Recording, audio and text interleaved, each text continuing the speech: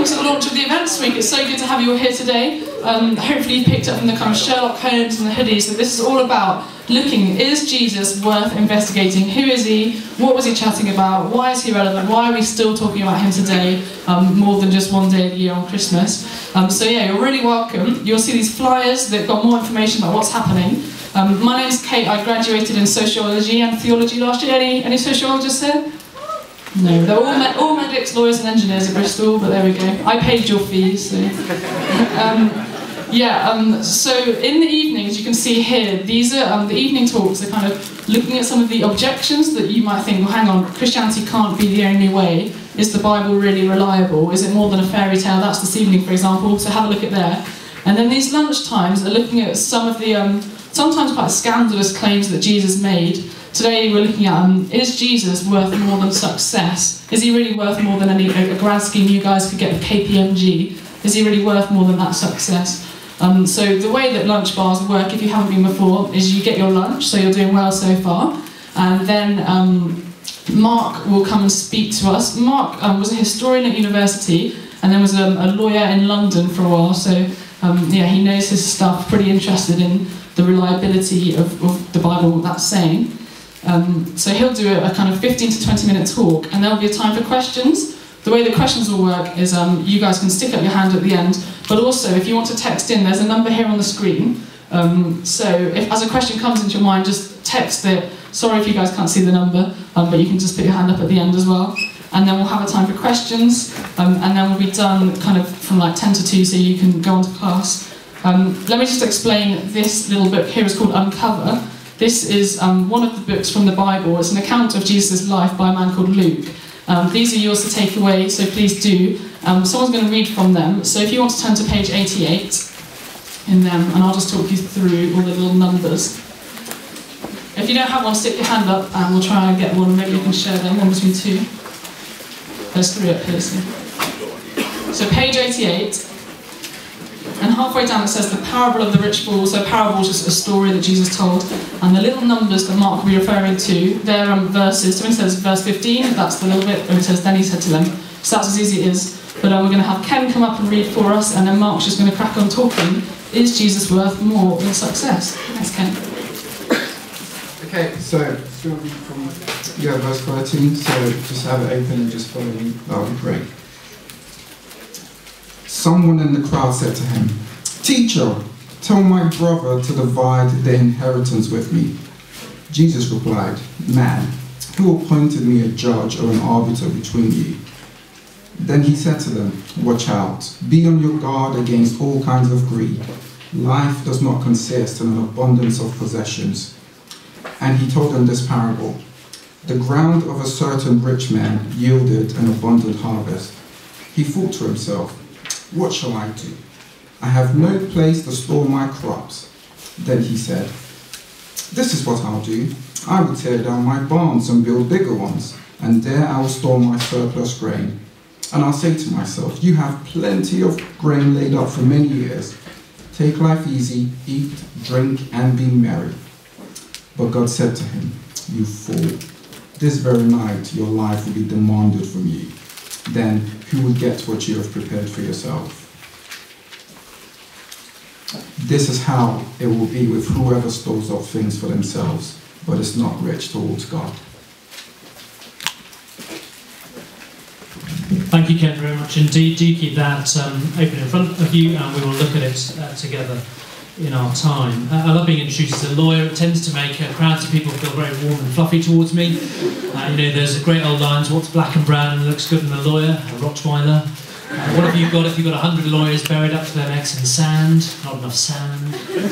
My personal favourite, somebody once, after I did a guest talk for a group of lawyers, sent me a mock newspaper article that said in the States they were now starting to experiment on lawyers rather than rats. And they gave 3 reasons. There are more lawyers than rats in the States. There's less of a public outcry when they experiment on lawyers rather than rats. And the 3rd reason, at the end of the day, there are some things that rats won't do. I don't know about you, I find it very helpful when my good mate speaks straight to me. And so I'm going to try and work very hard this week to try and speak straight to you all week. Try and be honest with you and not try and condescend you or be patronising or give you any cliches. So we're going to look at bits from this, uncover bits from Luke's Gospel and try and work out what it means together. As that passage was read by Ken just now, you'll notice it's all about money. And I guess that's a subject of universal interest to students. I've never met a student who wants to be poor. I've met lots of them who are poor, in more debt than they ever imagined, unable even to go to the Waitrose essential section and buy their baked beans for the week or something like that. But I've never met a student who wants to be poor.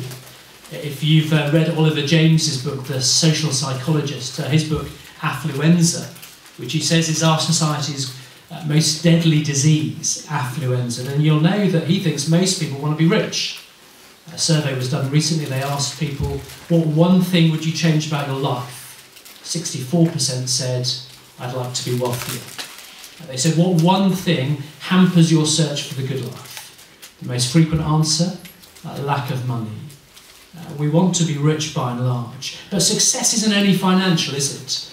You may be watching the rugby yesterday and daydreaming about great sporting success. 2015 in Twickenham, and there you were as you nodded off, and you were daydreaming about scoring a winning try at Twickenham, swan diving over the line. If I did it, they'd need to resculpt Twickenham, I think. But you might have been having that kind of great sporting daydream. It could be, for you, it could be academic success, scooping the university prizes, getting a starred first, having a glittering legal career with lots of letters after your name. But it could be business success, I guess, couldn't it? I guess in the room there are a few people who fancy themselves as the next Bill Gates or the next Mark Zuckerberg, and you dream of climbing the corporate ladder. Or perhaps it's politics, and Parliament and Downing Street are on your wish list. And I guess today we're asking, what does Jesus make of success? And that's what that parable's all about. And the truth is, Jesus would say this. Jesus would say, if that's what we want in life, then we've got to be very careful. Do you notice what he says in that little verse 15 on page 88? He says, watch out. Be on your guard against all kinds of greed. Why? For life doesn't consist in an abundance of possessions. Greed's a funny thing, isn't it? Because it's so easy to mistake for ambition. And I want to say at the outset that there's nothing wrong with wanting to do well. There's nothing wrong with wanting to succeed in life. But to be greedy is when all the time we want ourselves wanting just a little bit more money, a little few more gadgets, a little bit more pleasure, a little bit more power, whatever it is. And we'll all know people, won't we, who live entirely for money. They spend it like it's going out of fashion. We'll know other people who hoard possessions, others who don't mind how many toys and trinkets they have, so long as they're the very best. And there are still others, aren't there, who make a virtue out of being not materialistic. They say, I'm doing a vocational degree, I'd never do anything as shabby as history or law or medicine or anything like that. Or medicine, no, medicine would be a good thing. Okay? And Jesus says, watch out. If there's that tendency within any of us to say, if I only had a little bit more, then I wouldn't have to worry. Jesus says, watch out, be on your guard against all kinds of greed. It's bad for you. If you've read Oliver James's book, Affluenza, you'll know that he warns us that if we've contracted this virus, then we're twice as likely to suffer from emotional disorders. We're twice as likely to suffer from drug dependency and that sort of thing. And I guess Jesus would say in response to Oliver James's book, well, that's true, that you'll harm your life in this life, if that's what you're about. But Jesus would go on to say, it's especially bad for you in the next life. And that's why he gives this warning. It's a tough warning, I'm going to say that right up front. It's a warning designed to pierce the hardest of hearts. But don't mistake Jesus' straight talking for harshness, because it comes out of a desire of love for us. When I took my kids up to Northumberland and Hadrian's Wall during the autumn half-term, I was driving up the A1M and they've got these signs every now and again telling you how many fatalities there have been on this stretch of road in the last few years. My guess is whoever came up with the idea of those signs, they wanted to scare me. They wanted to shock me. Why? Because I think deep down they wanted to be kind to me. They knew that if I drove like Lewis Hamilton, that I could probably end up dead, and so they warned me. And we're going to notice that Jesus warns us today. He looks into our hearts and he says there are some people going through life like boy racers on a deadly road. And so Jesus speaks to wake us up, to warn us, and to get us to watch out. And to rub our noses in it, notice about the man he introduces us to. So he's a very normal man, isn't he? In verse 16, he's the kind of man I used to work with when I worked in the city as a lawyer. And he's the kind of man I guess lots of Bristol students aspire to be. What do we learn about him in verse 16? The ground of a certain rich man yielded an abundant harvest. He thought to himself, what shall I do? I've nowhere to store my crops. And he said, this is what I'll do. I'll tear down my barns, I'll build bigger ones, and there I'll store my surplus grain. And I'll say to myself, you've plenty of grain laid up for many years. Take life easy. Eat, drink, and be merry. And Jesus wants us to notice two key truths from this parable. Okay, here's the first one. Jesus wants us to see that by our standards, this man was a stunning success. What are we told about him? He's rich, he's lucky, his ground yields an abundant harvest. He's not just rich and lucky, he's shrewd. Because when the bumper harvest comes in, notice he's got the flexibility, he's got the foresight to adapt the business model. He can do what HMV didn't seem to be able to do. He adapts the business model. And he builds the bigger barns. And we sometimes read, don't we, of business tycoons oppressing their workforces. There's nothing in that passage that Ken just read that suggests that, is there? I think we're meant to read it and think he's a hard-working businessman who is a stunning success. And I don't know about you, what I admire most about this bloke is he seems to know when to stop. It's quite rare in the business world. I don't know whether you know, but every commuter who travels into London every day to work, one of them dies of a heart attack every day. My guess is they don't tell you that on the milk round when the big companies come to see you in Bristol. It wouldn't be very good PR for them, would it? Can you imagine it? Come to a JP Morgan drinks party, drop dead of a heart attack one day. The truth is that there are lots of people who discover in life that wealth isn't as satisfying as they thought it would be. So John D. Rockefeller, he was one of the wealthiest men of the 20th century, and he was once asked by an interviewer, how much money does it take, sir, for someone to be really satisfied? Do you know what he said? Just a little bit more. It's very wise, isn't it? Just a little bit more. And that's what makes this bloke in our passage so attractive, I think, because he seems to know when to stop. He doesn't want to die in the job. Just one more big deal, he thinks, and then I've got enough. I'll be able to retire early, enjoy the fruits of my success. There'll be good food, there'll be great wine, there'll be all the parties and five-star holidays anyone could ever want. See, it seems, doesn't it, as if this bloke's got the perfect work-life balance. He's one of those guys you'd imagine reading about in the weekend colour supplements. He'd be invited onto the Dragon's Den panel or something like that, wouldn't he? By our standards, he is a great success.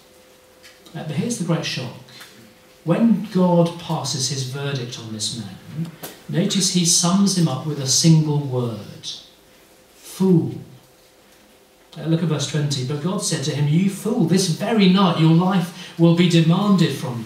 Then who will get what you've prepared for yourself? Do you see, by our standards, he's a great success. But there's only one person whose verdict ultimately matters, and that's God.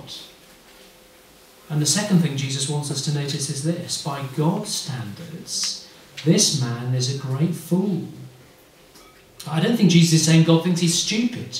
You've got to be pretty smart, haven't you, to be this successful? It's just that when he looks back on his life, when he thinks about his life, he misses out the key ingredient. He misses out God. This man's happy going through his life, storing up lots of stuff for himself, but he leaves God out of the picture. He's not rich towards God. And Jesus says that makes him a great fool. See, I don't know what you'd like God to say to you if you met God face to face. My guess is there isn't a person in this room who wants God to say to us, you idiot. And so in the last few minutes, I want to spell out for us from this passage the two particular mistakes the man makes, so you and I can learn from them, so we don't make his mistakes. Okay, see if you notice them. Here's the first one. Okay, he lives as if there's no God. Do you notice that? Jesus makes it clear, doesn't he? Verse 17, notice what he says. The man thought to himself, what shall I do? I have no place to store my crops. Then he said, this is what I will do. I will tear down my barns, build bigger ones, and there I will store my grain, and I will say to myself. Do you get the point? Jesus couldn't have made it clearer, but it's all about me for the man.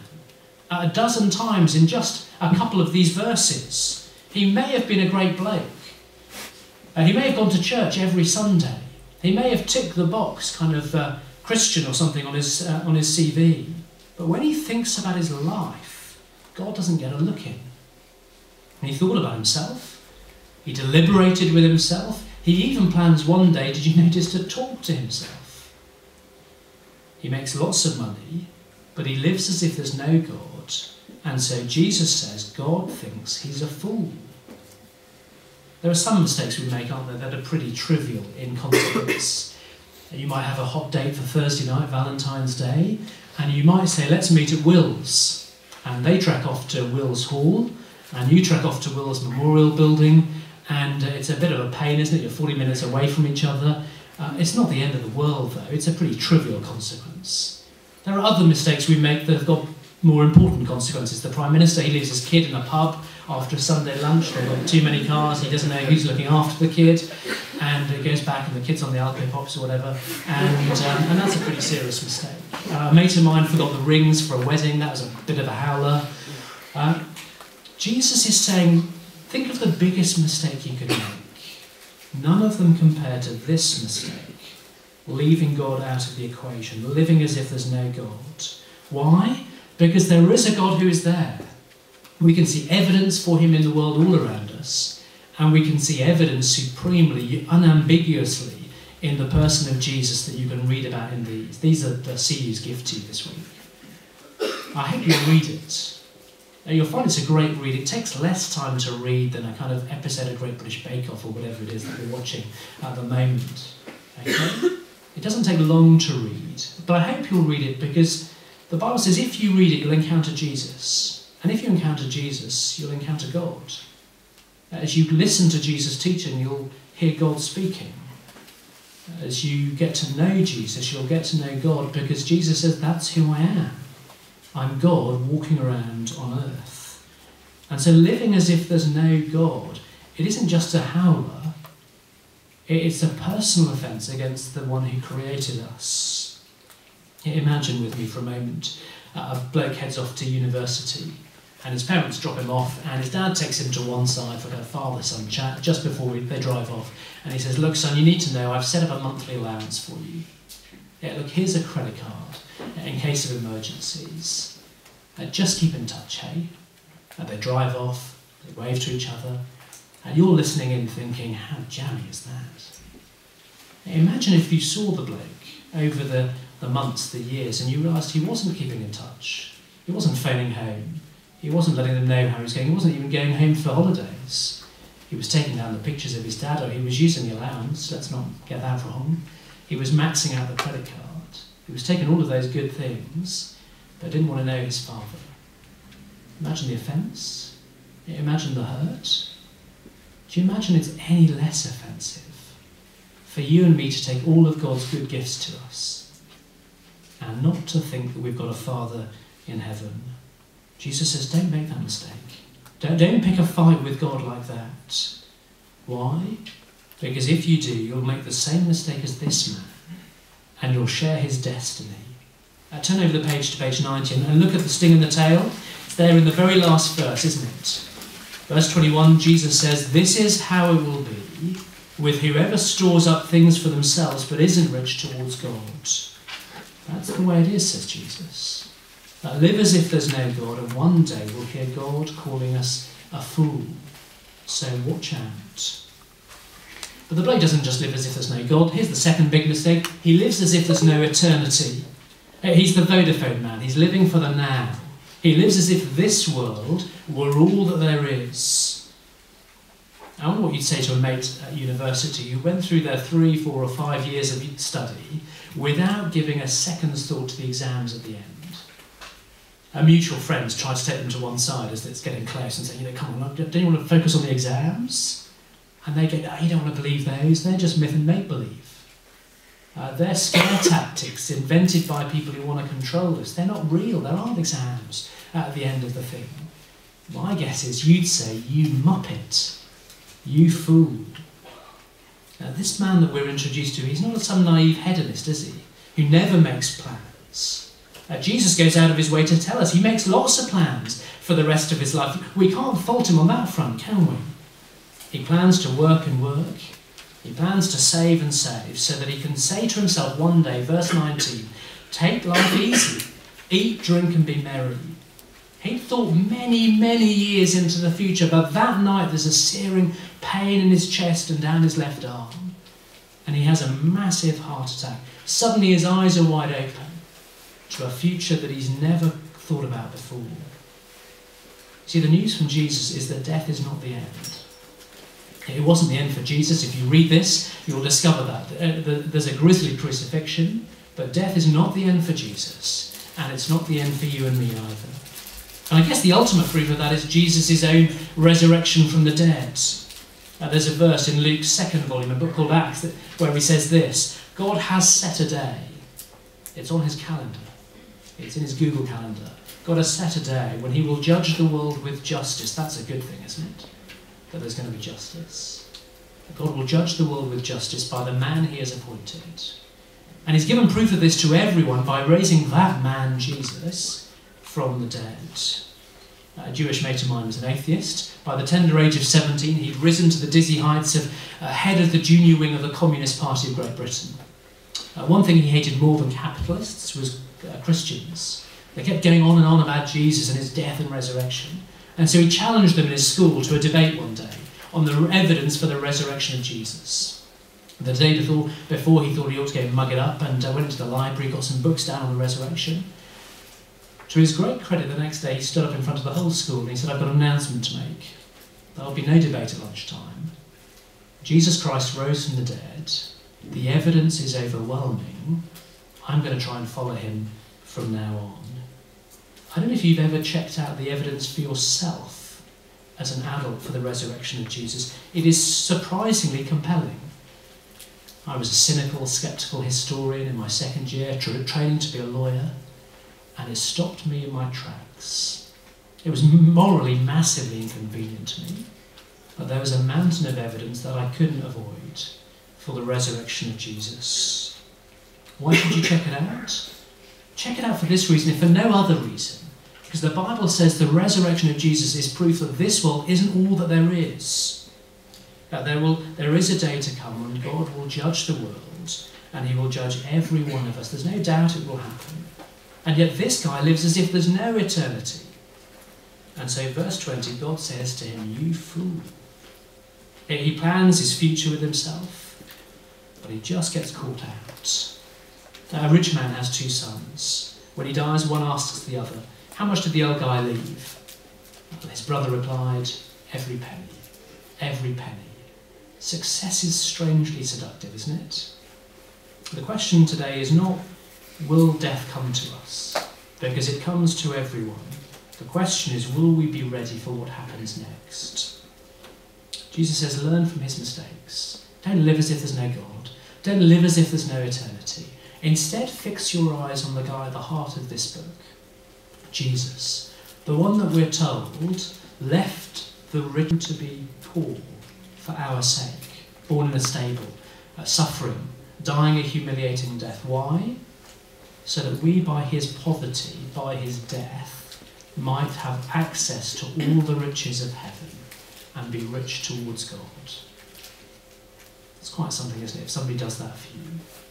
Look into him, says Jesus. It's as if as Jesus dies on the cross, there is a huge cheque being written and handed down.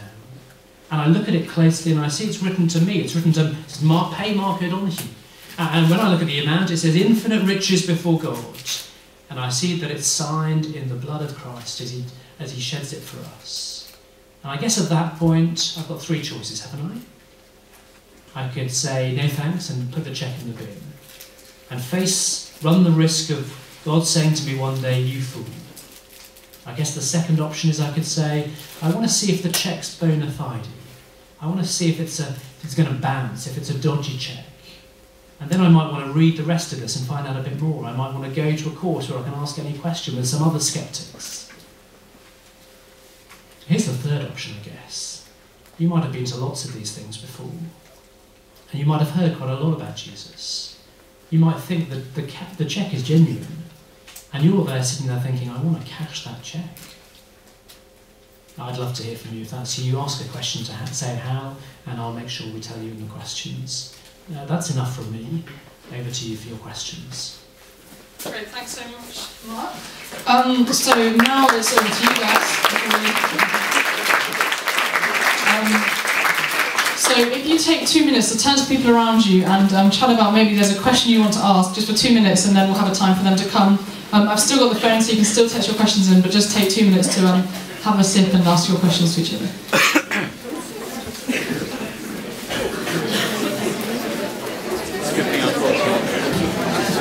So let's go with the first question. Don't be shy. In fact, let's just go for the second question. I won't do the first question. Who's going to ask the second question?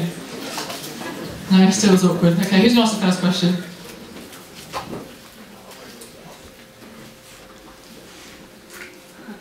Right. Just wondering, is this passage saying that success is bad for Christians? Like, should we avoid it?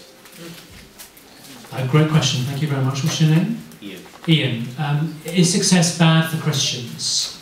No, the Bible doesn't say that anywhere. There are some kind of branches of some worldviews, aren't there, that suggest that we ought to wear hair shirts and not eat or drink and not enjoy anything that's enjoyable in life. But the New Testament goes out of its way to say, enjoy things that are given to you by God as a gift. Say thank you for them and enjoy them. It's a much healthier kind of worldview, really, than the kind of hair shirt ascetic kind of approach to life. And in the same way, it says there's nothing wrong with success, there's nothing wrong with being driven, there's nothing wrong with having ambition to succeed in different areas of life. But here's the challenge for us. What's going to come number first in our life? Is it going to be the career? Is it going to be the Bentley? Is it going to be the house in the country? Is it going to be kind of political ambitions? Is it going to be sporting success? Or is it going to be the God who made me, who sustains me every moment of every day, who showers me with good things, who gives me the kind of wealth and riches that I might have, the success that I might see in life? Am I going to say thank you, God, and try and treat those gifts and handle those gifts the way he wisely advises me to handle them? Maybe we want to come back on that? Don't be bashful. The last crowd are much more inquisitive. Okay, any more questions? Yeah? What should the man have done with his crop? Why shouldn't he keep it himself? What should the guy have done with his crop? Great question. We're not told, are we? It's a sting in the tail. The purpose is there in verse 13. There are these guys squabbling over about a family inheritance. It's a classic picture, isn't it? You know, I want the grandfather clock. No, I'm sure mum and dad left it to me. And they're squabbling over share the will with me. And Jesus says, I'm not going to be a judge and arbitrator between you. I'm going to go to the heart issue behind it. And the heart issue is greed. And he says, sit loose to greed. And this guy doesn't sit loose to it. This guy lives as if there's no God, as if it's all been his wisdom, his planning. Notice the little throwaway line in verse 16 that says he had a ground that yielded an abundant harvest. He didn't do anything for that. That's just landed in his lap as a gift from God. So he ought to have said, thank you, God. What can I do with this that might help others? That might mean I get a comfortable retirement, but I'm there to help others because that's what God encourages us to do. Love him, love others. And so I take it there would have been some kind of attitude like that in this man. An attitude that says, I'm very grateful for the good things you've given me, and I sit loose to them. And can I say, if you see that in friends who've done really well in life, they're very successful, material or career or whatever, and they just sit loose to it, it is massively attractive. You know, they kind of leave the car unlocked outside their house because, and anybody can borrow it. Anybody can borrow their house. They don't really mind who borrows their stuff. They just sit loose to it. It's massively attractive, isn't it? Rather than a kind of greedy, grasping kind of person. Ebenezer Scrooge, there alone in his misery. More questions? So we'll take one from the phone. So does God purposefully kill the man just because he's greedy? If that's the case, this doesn't seem fair or the act of a loving God. If that's the case, we're all toast, aren't we? Because the seed of that is in all of our hearts, isn't it? So he doesn't purpose. It's a parable to make the point. To say, be warned from a loving Jesus, be warned of the danger of living as if there's nothing out there. And we've bought into that with our materialism, how we go to Richard Dawkins and go persuading us that all that we can see and feel and touch is all that there is, that philosophical materialism.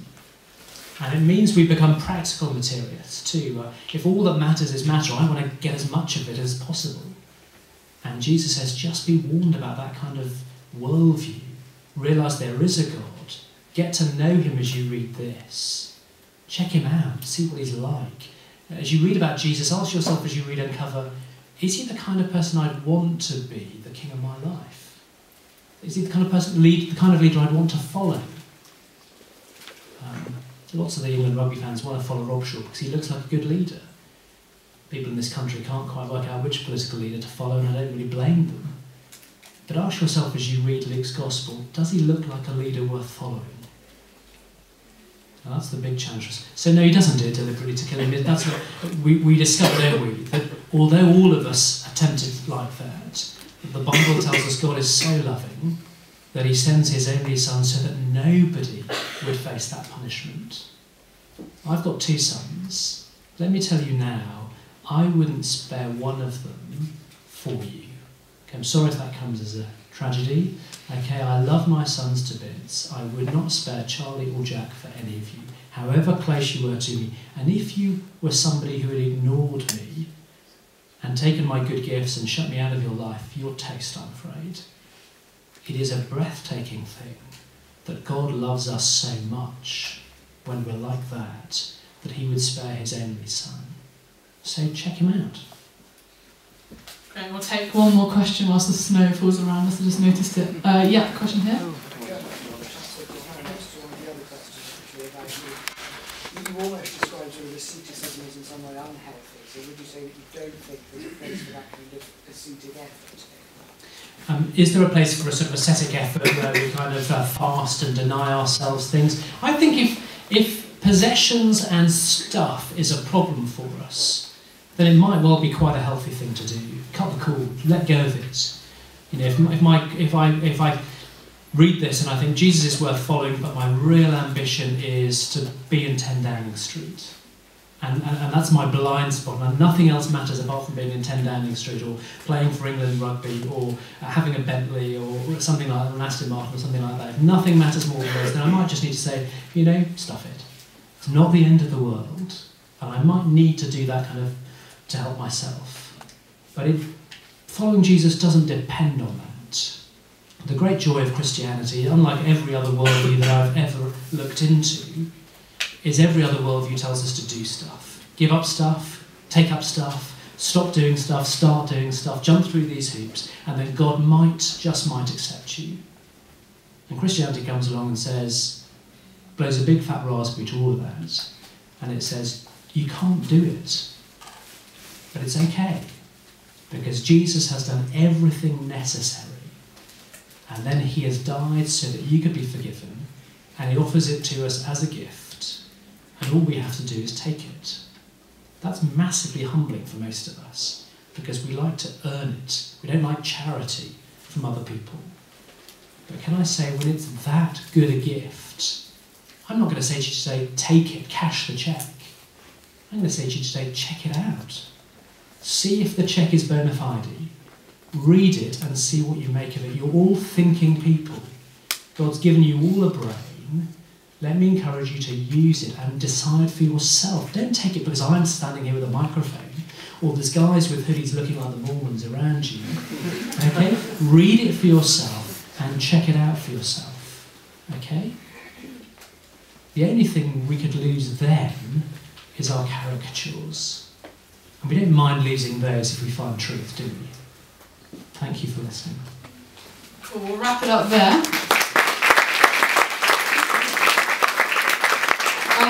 So if you have a look at one of these and see what else is going on this week and pick it up and come along to anything, there'll be times at the end of each event for questions like this, so think throughout the week, and you don't get to Friday and think, oh, I wish I'd asked such and such, come back tomorrow and ask it there.